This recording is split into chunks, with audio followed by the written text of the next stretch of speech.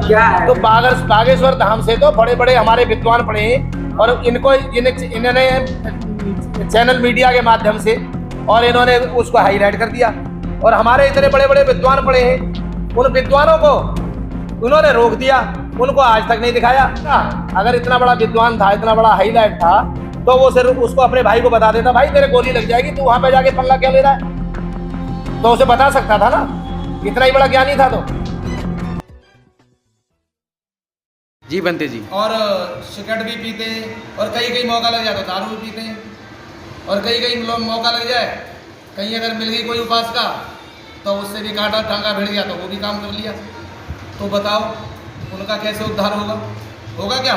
नहीं होगा, क्योंकि बुद्ध ने जो कहा है पंचशील दिया है। क्या है थोड़ा खुल के बताएं। उपासक उपासकाओं के लिए पंचशील दिया है जी, और पंचशील के माध्यम से ही उनका उद्धार होगा। जैसे पाणात पाता वेरमणि सिक्कापदं समादयामि, मैं प्राणी हिंसा न करने की शिक्षा ग्रहण करता हूँ और करती हूँ। दोनों के लिए है। बुद्ध ने किसी को ये नहीं कि उपासक को ज़्यादा प्यार किया हो या उपासका को ज़्यादा किया हो, सबके लिए बराबर सील है। फिर है दूसरी, अदिन्नदाना वेरमणि सिक्कापदं समादयामि, मैं चोरी न करने की शिक्षा ग्रहण करता हूँ और करती हूँ जी।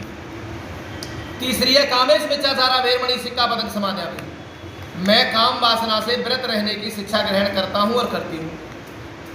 तो तथागत बुद्ध ने यहाँ इसको डबल भी किया है कि छोटी से बेटी को, बराबर की से बहन, बड़ी से माता को, ये बुद्ध किया है।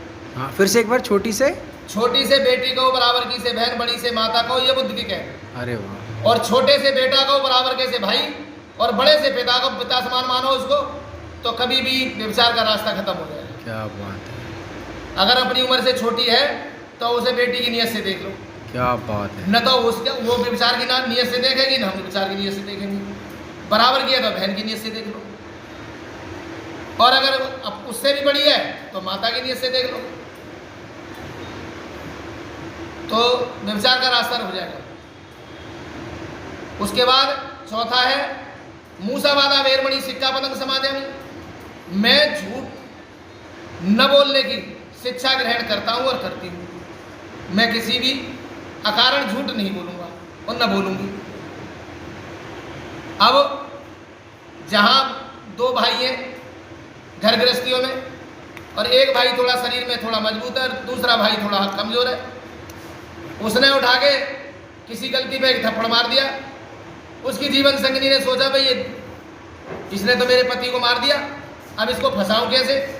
उसने उठा के क्या उल्टा सीधा जाल बना दिया, कपड़े फाड़ लिए या कुछ और कर दिया, उसको कह दिया जी मेरे को छेड़खानी कर रहा था। दफा 376 के तहत वो अंदर हो गया। अब भाई भाइयों में दुश्मनी पैदा होगी। जहां थोड़ी सी तकरार थी वो अब तकरार बड़े पैमाने पे बढ़ गई। तो बताइए उसका क्या होगा? वो दुश्मनी बढ़ेगी या छूटेगी? उसके बाद पांचवी सील है शुरा मेरी मज भवादिशाना भेरमणि सिक्कापदं समादयामि, मैं कच्ची पक्की शराब, नशीली वस्तुएं से व्रत रहने की शिक्षा ग्रहण करता हूं और करती हूं। तो वो तीनों चीज रोक दी। अब वहां क्या होता है? नशा करने वाले की 6 हानियां हमेशा उसके साथ चलती हैं। सबसे पहले पैसे की हानि करता है, दूसरे नंबर शरीर की हानि करता है। जब उस अल्कोहल को पिएगा तो शरीर में उसकी हानि होनी है, क्योंकि शरीर के पुर्जे जो हैं वो बहुत नाजुक हैं और वो डैमेज हो जाते हैं। तो समय से पहले वो शरीर डैमेज हो जाएगा तो शमशान घाट की तरफ अपना इशारा कर देता है। और तीसरे नंबर, जब वो दारू पी के और अगर गिर गया तो रोड पे गिर गया तो उसे गाड़ी मार के चली जाएगी। और वहां से अगर वो कहीं रास्ते पे गिर गया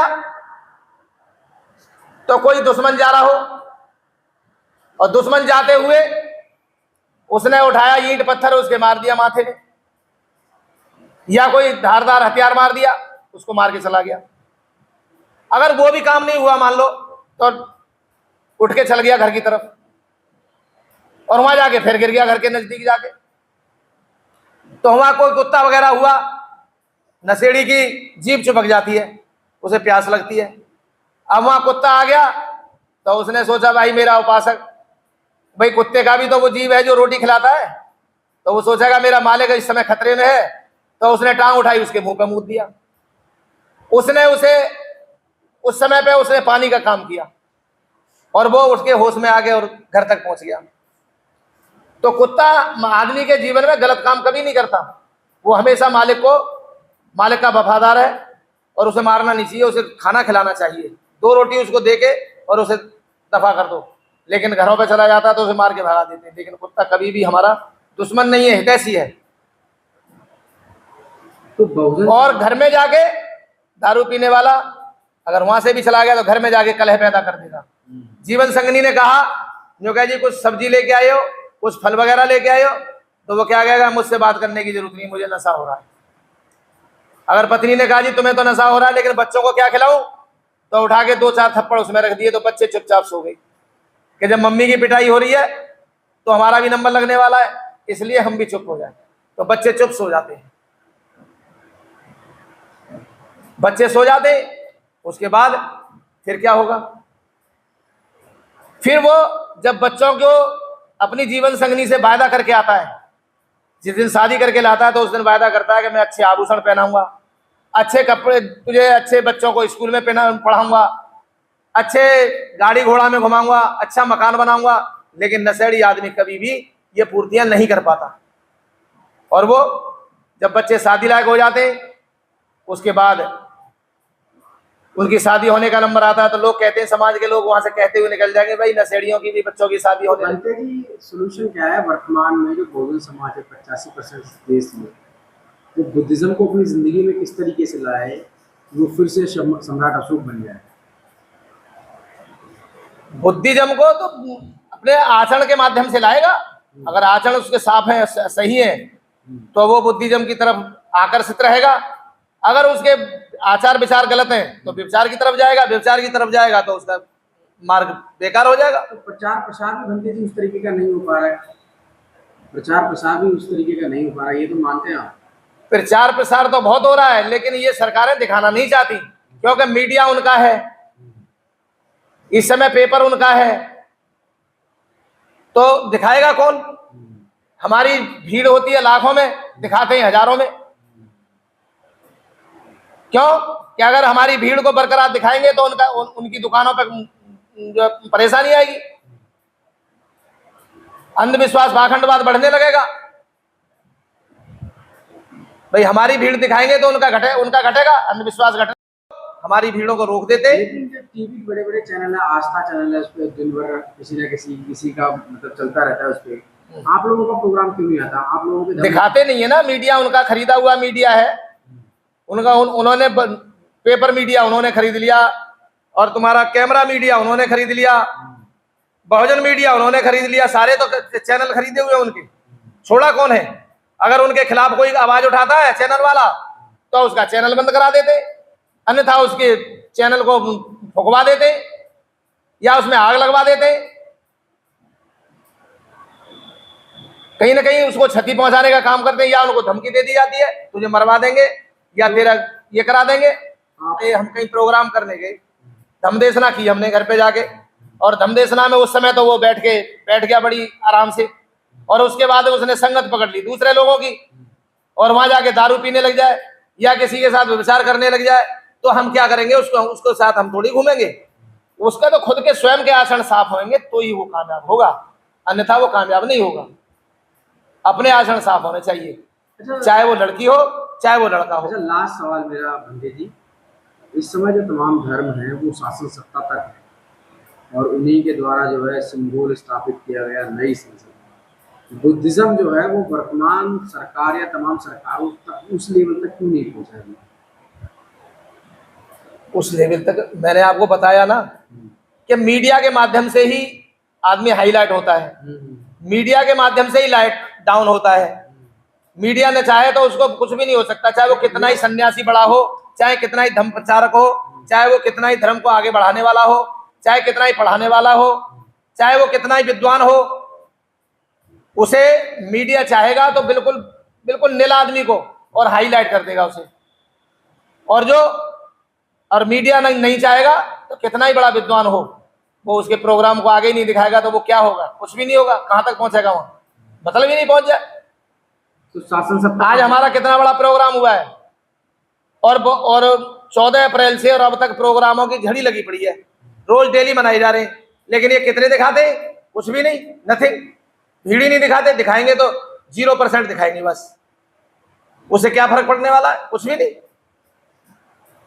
लेकिन ये नहीं दिखाएंगे ना, विदेश तो देखता है ना भाई, विदेशों में भी तो सैटेलाइट के चैनल लगे हुए हैं, वहां तक तो खबर पहुंचती है, और वहां खबर पहुंचाने वाला हमारा एक धम्म योद्धा है ही है।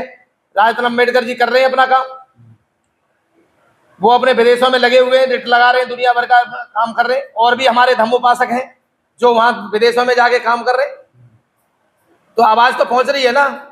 ये कितना रोकेंगे? सोशल मीडिया को नहीं रोक पाएंगे ये।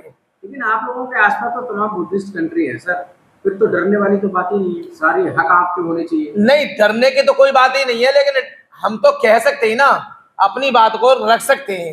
जैसे अब आपके चैनल के माध्यम से हम अपनी बात को रख रहे हैं, लेकिन अब आपका काम है, आप आगे कितना दिखाएंगे कितना नहीं दिखाएंगे, इसमें से कितना काट देंगे, कितना दिखाएंगे, कितना बचाएंगे इसमें से, ये तो आपका काम है। आपके हाथ में कैमरा रहेगा, आप इसकी एडिटिंग आप करेंगे, हम थोड़ी करेंगे।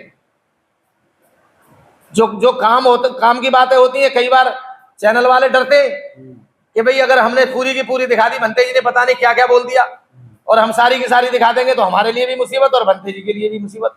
तो इसलिए कुछ बातें काट दी जाती हैं।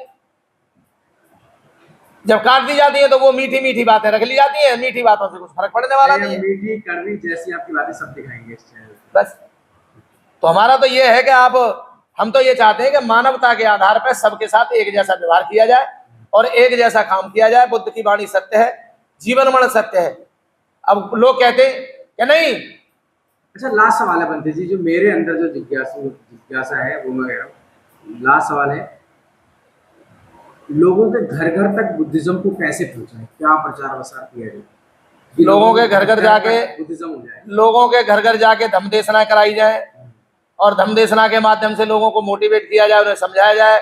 और कोई प्रोग्राम फंक्शन होता है तो उपासक उपासिकाओं को, बच्चों को बुद्ध विहारों में लाया जाए, बुद्ध विहारों में बैठ के चर्चाएं की जाए धम्म की, और जितने भी आडंबर हैं उनके ऊपर उन पर रोक लगाई जाएगी। घर घर में जब कहा जाएगा कि भाई ये इस आदमी ने कोई काम किया ही नहीं ऐसा, तो इसको ज़्यादा हाईलाइट क्यों किया जा रहा है?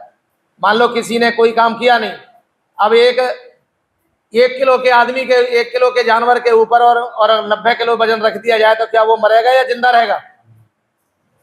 चीजें जो आडंबरबाजी दिखाई जाती है वो नहीं दिखानी चाहिए, और उनसे बच्चे जो है मानसिक गुलाम होते हैं। अरे कुछ लोग जो है वो पर्चा लिख देते हैं, पर्चा वाले भी तो लोग तमाम हो चुके हैं। पर्चा क्या है? तो पर्चा लिख देते हैं, तुम यहाँ से आए हो, वहाँ से आए हो। जैसे अभी बागेश्वर धाम है, हाँ। वो एक पर्चा लेते हैं, उस पर वो अपना बताते हैं कि तुम यहाँ से आए हो। ये सब क्या है? तो बागेश्वर धाम से तो बड़े बड़े हमारे विद्वान पढ़े हैं, और इन्होंने चैनल मीडिया के माध्यम से और इन्होंने उसको हाईलाइट कर दिया, और हमारे इतने बड़े बड़े विद्वान पढ़े हैं, उन विद्वानों को उन्होंने रोक दिया, उनको आज तक नहीं दिखाया है? बागेश्वर धाम के जो उसके भाई को जब उन्होंने दलित समाज के आदमी के लिए दुराचार किया और उसके गोली चला दी उस पर, तो क्या उसको जेल नहीं जाना पड़ा? क्या उसको पता नहीं था? अगर इतना बड़ा विद्वान था, इतना बड़ा हाईलाइट था, तो वो सिर्फ उसको अपने भाई को बता देता, भाई तेरे गोली लग जाएगी, तू वहां पे जाके पंगा क्या ले रहा है? तो उसे बता सकता था ना, इतना ही बड़ा ज्ञानी था तो। लेकिन नहीं, उसको हाईलाइट किया जा रहा है, तो मीडिया के माध्यम से किया जा रहा है। मैंने आपको बताया पहले भी कि ये चाहे तो कल के बच्चे को भी ये हाईलाइट कर सकते हैं, और 90 साल के बुड्ढे को भी ये डाउन कर सकते हैं। इनका मीडिया अपना है, पेपर अपना है, सारे जितने भी चैनल वगैरह सब कुछ अपने हैं। लेकिन जैसे कहा जाता है भंते जी की जो मैजिक है वो बुद्धिज्म से ही लिया गया है। जो भी मतलब जितने भी कहीं आडंबर के अंदर मैजिक दिखाते हैं, अपना जादू दिखाते हैं कि हमारे पास शक्ति है, लेकिन वो सारे के सारे मैजिक वो बुद्धिज्म से ही सीखे हैं। तो बुद्धिज्म तो है ही, सबसे पुराना धर्म तो बुद्धिज्म ही है, इससे पुराना है कौन सा। जितने भी सीखे हैं, जितने भी जो सीखे हैं वो सिर्फ और सिर्फ बुद्धिज्म से ही सीखे हैं और किसी से नहीं। उन्होंने भगवान बुद्ध के ही रास्ते पर चल के और उन्होंने सब कुछ सीखा है। अब अपने उसको तोड़ मरोड़ के इधर उधर कर आके उसमें से अच्छाइयां निकाल देते हैं, बुराइयों को दिखा देते हैं। तथागत बुद्ध की बातों को पूरियों को दिखाते कहाँ है। तथागत बुद्ध ने ये कहा, या भिक्खु ने हमने कोई बात कही तो हमने मानव के कल्याण की बात करी, लेकिन ये क्या दिखाते नहीं, वो जातिवाद पर आधारित काम करते कि ये ऊंचा है, ये नीचा है, ये वर्ण व्यवस्था में ले जाते।